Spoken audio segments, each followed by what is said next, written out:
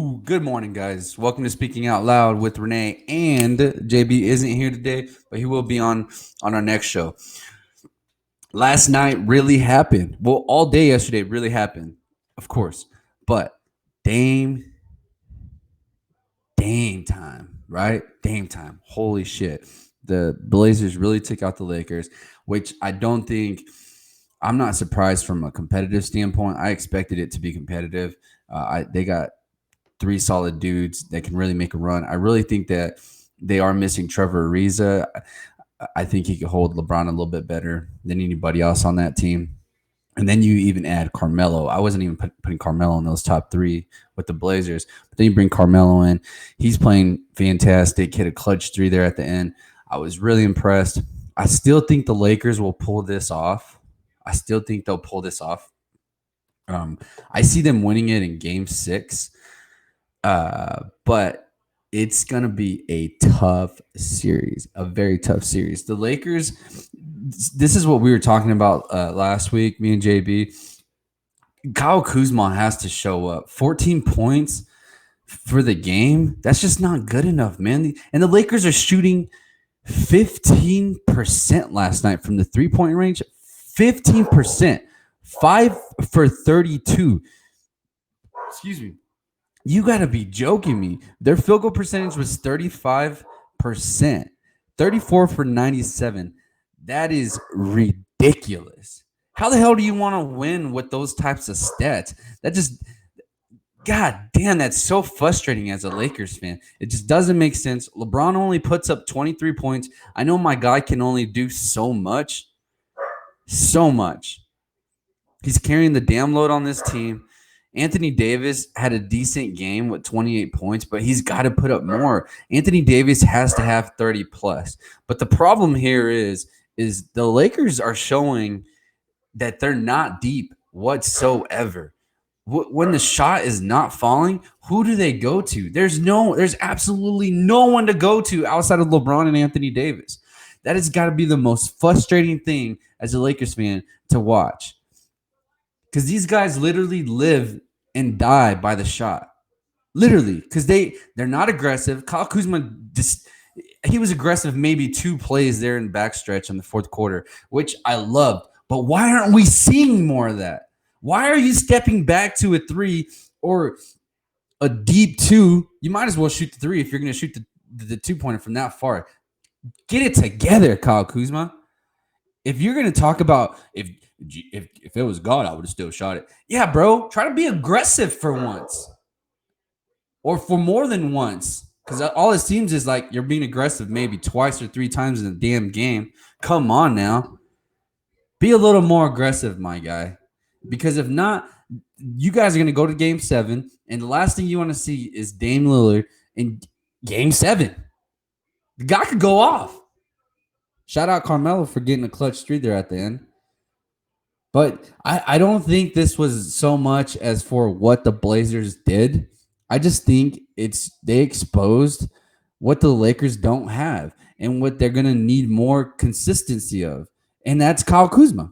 30 minutes and you have 14 points, my guy, and you call yourself elite? Come on. Get it together, bro. And let's go on to the next number 1 seed. The Bucks. What the hell happened there? Well, I'll tell you what. I did better's bet last week with the Bucks, and it was a risky bet given the fact that they may have rested. I didn't think they were going to rest Chris Middleton the whole game, and they shouldn't have. And I think what we're seeing yesterday is that exact point. Where the hell has Chris Middleton been?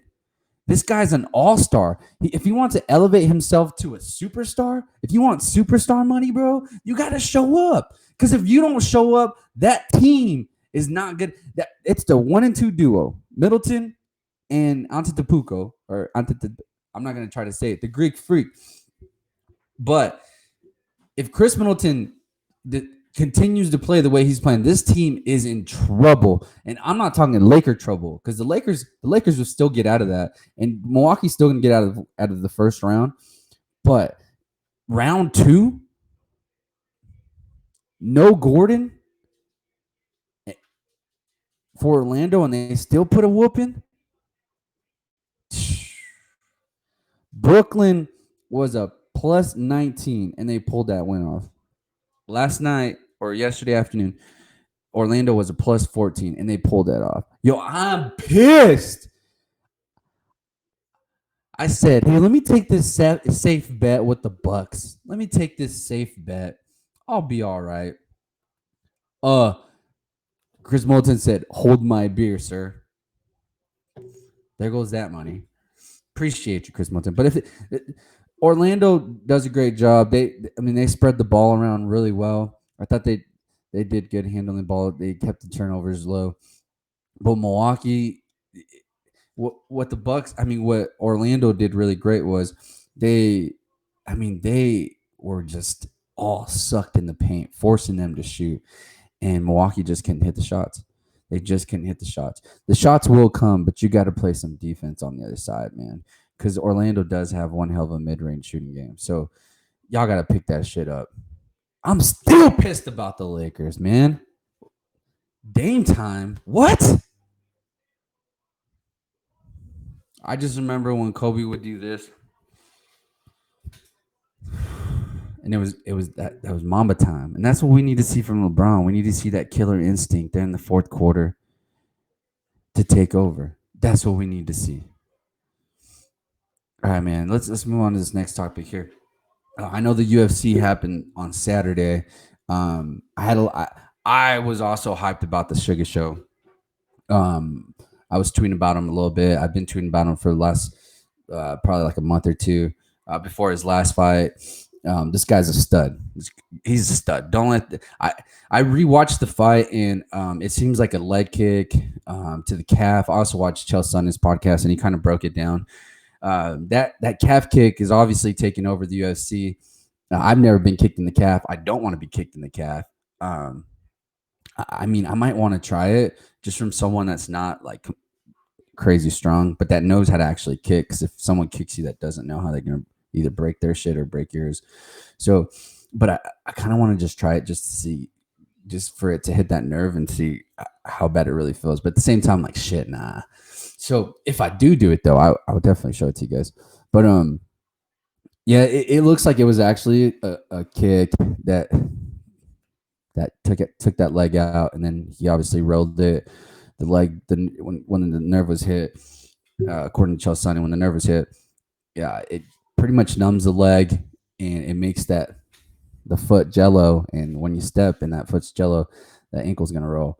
A lot of UFC fighters were giving him a bunch of crap, calling him soft, but Cody Gambit, you can't be talking shit, my guy. You've been knocked out 3 times your last 3 fights before your last win, and now you're about to fight for a title fight. I like you, guy, but come on now. But the Sugar Show is here, bro. It's still gonna be here. He's gonna come back. It's one loss. He'll be all right. The only thing is I think this is gonna. Hopefully this humbles him, and he works harder and probably try. There's only one Conor McGregor, so you got to chill out when you're trying to reach that level when you've only won so many times. But his wins have been beautiful. As for DC, man, that was a hell of an eye poke, but still not an excuse.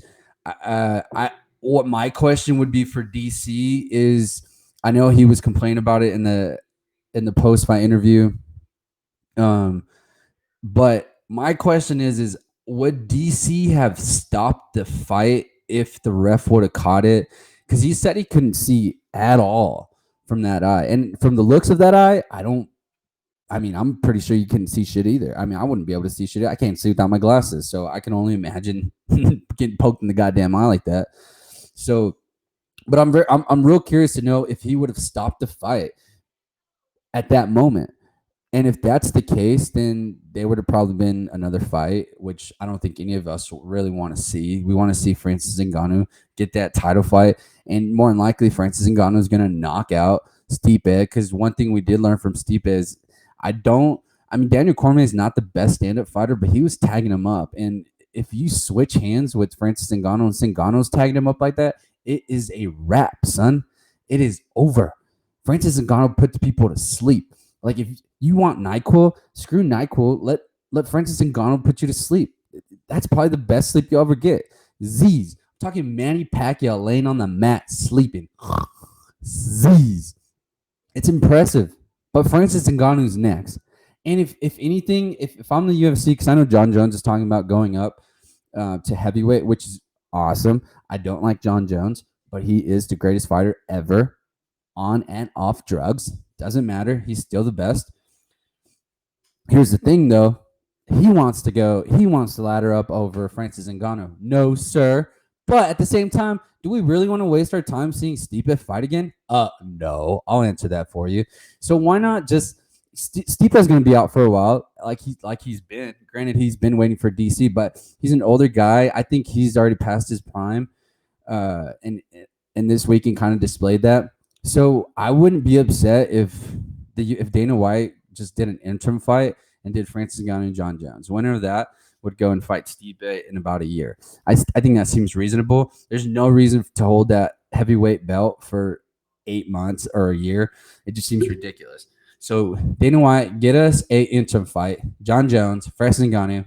That's what I'm talking about. That's what we want to see. That's what we want to see.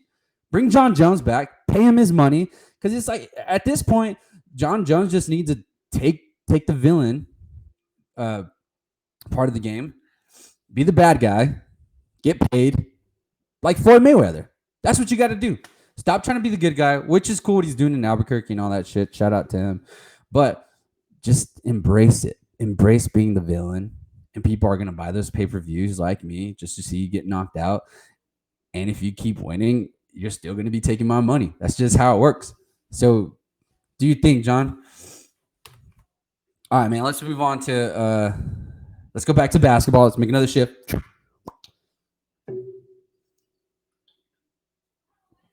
Back to basketball, man. All right, the Rockets had one hell of a game last night. This was by far the most impressive game to me from a team standpoint. This team without Russell Westbrook, James, we didn't learn anything different really from James Harden. He could ball. He could hoop. He's going to get to the foul line. He does what he does. But what I found most impressive was this team was hitting from all cylinders. Their three-point percentage yesterday was at 38.5. It's not amazing, but it's actually pretty good. 20 for 52. I like that. Field goal percentage, 48%. That is beautiful. This team was stroking on all cylinders. Was there anything wrong that Oklahoma did other than no. James Harden was driving, dishing it out to the three, and everybody just happened to be hitting. And there's nothing when the Rockets are playing like that, there's just absolutely nothing you can do. And that's whenever we look at ourselves and we go, okay, this small ball thing might work. And that's when we start asking questions. Do you think the small game is going to work? It's going to work to an extent. I don't think that Adams is the most elite center in the NFL, obviously. You got Anthony Davis there, and he's not much of a scorer. He's more of a defender. But I think that's where Houston's going to run into some roadblocks there. But when this team is hitting, there's really not much you can do.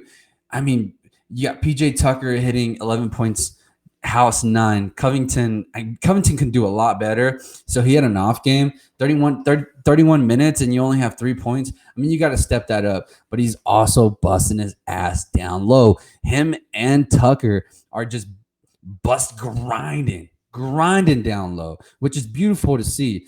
But at the same time, offensively, 3 points. Come on, my guy. We got to get a little bit more than that. That's like some LeVar Ball shit right there, averaging 3 points. I think Charles Barkley was talking shit about that at one time. Funny stuff. Jeff Green balled out with 22 points. You don't see that very often, but he's picking up the slack for somebody else, which is great. Eric Gordon doing what he does with 21 points. This is great. Austin Rivers off the bench only had 4 points. When this team is hitting, they are scary. But the biggest question is always going to be the same thing. Can James Harden perform when the light is at its brightest? That's to be determined. Do I think he will? I think he's going to run into some roadblocks regardless of when Russell Westbrook comes back. I think they'll edge out this series. I don't think it's going to be a sweep, but I think they'll pull it off. But next round, if Westbrook isn't back, I don't see them. I don't see them getting out of that series, even with him. I mean, depending what the matchup is, but I mean, this team's scary regardless because you really don't know that small ball. That small ball is intense. But I'll tell you what, if this team's hitting a 3-point at 40%, that's going to be hard to beat, especially when these guys are launching up 50 to 63-point shots a game. So that to me, that's incredible. But Houston, keep it rolling, man. James Harden, it's fun to watch. It's also annoying because he's constantly trying to get a foul, but it's beautiful. I don't mind it. I do not mind it at all. But that's enough of that. All right, man. There's one thing I did want to talk about. There's a little random rant. Let me just hit this Red Bull real quick, just get some boost so I can really get into it. All right, man. So, random rant. There was a. This was 2 days ago. I know I'm pretty late on this, but there's that baseball player, Fernando. I'm not going to try to say his last name. But anyways, he hit a pitch at a 3-0 pitch, hit a grand slam. And he's getting a bunch of shit for it. Here's my thing. And excuse my language, but when did everybody become such a puss? Like, god dang. It's a competitive sport. And it was only 7-0. I know it's baseball and 7 points is a lot. I mean, it'd be similar to soccer. But what? If that team would have came back and won that game, if they would have went on a rally there and came back and won that game, we would have been talking about they would have made a story about how, oh, he's soft, he didn't want to swing at 3-0, blah blah blah. Shut the hell up. Ass whooping and go take a seat. Come on, Texas. Out of everyone, it's Texas. Texas ain't soft. Why are you misrepresenting Texas? Come on, Rangers. Get it together. You little soft ass. Like, soccer players aren't even that soft. Come on. Go knit something if you're going to be soft like that. Jesus. That's insane. All right, man. Dallas Cowboys already with some injuries. On the bright side, they got out of this by releasing McCoy by a detailed waiver, which is pretty interesting. From my understanding is by Dallas releasing him, it's going to open up some space for us. I'm not by much, but he's still guaranteed his $3 million. So and he's not losing out on much. So go him. That hurts us. I'm on. I mean, Clowney, take a discount, baby, for 1 year. Come over to Dallas. But yeah, so Dallas is saving some money on that. McCoy, get well soon. They will be. I mean, Dallas is going to re-sign him obviously when he gets healthy.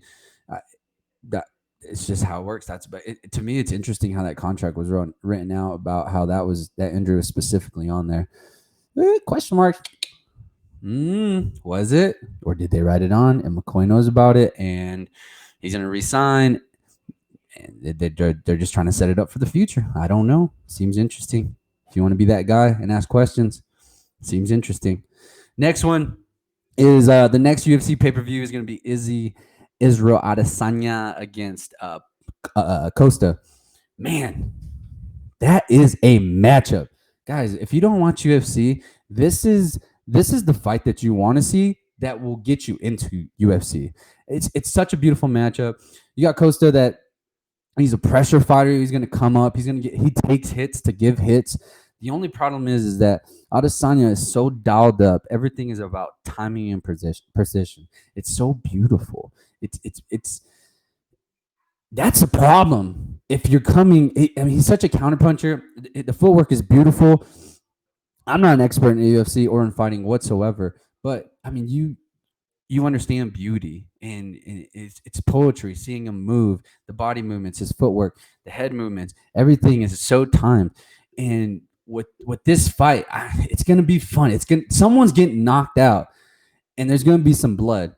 And if you're not into the UFC, this is the pay-per-view that you want to see. It doesn't matter who else is on this card. This fight is that legit that they could legit just have one fight for $50, and the majority of the world is probably going to buy that fight. And this is the one. This is the one. The next superstar, if he isn't already, Izzy is the guy. And if you don't know anything about these fighters, go look at them. It's funny. The way they engage with each other on social media. Acosta said he's the king of bitches. I'm not sure what that means. He still hasn't explained it. So if someone else knows, feel free to let me know because I'm interested in knowing what he means by king of bitches. Kind of weird. Izzy got that new hair, that pink hair. Do your thing, guy. You're the best in the world. Ain't nobody gonna be talking shit anyways. Or else they get smacked up, go to bed. But Izzy, I got him on that fight though. So the odds, I'm not sure what the odds are just yet. I'm more than likely going to place a bet, but that's going to be a 50-50. I'll tell you that for sure. I'm sure when they make the lines on that, it's going to, I mean, I'm sure both of them is going to be like kind of like a Stipe Cormier thing where it was minus 125, minus 110. Vegas is scared, and Vegas is pissed because they lost a lot of money yesterday. I'm sure. All right, man. That's it. That's it for me today. You guys have a wonderful day. I appreciate y'all. Don't forget to hit a little share for me. I'd appreciate it. You guys have a blessed one. Stay up. Stay good.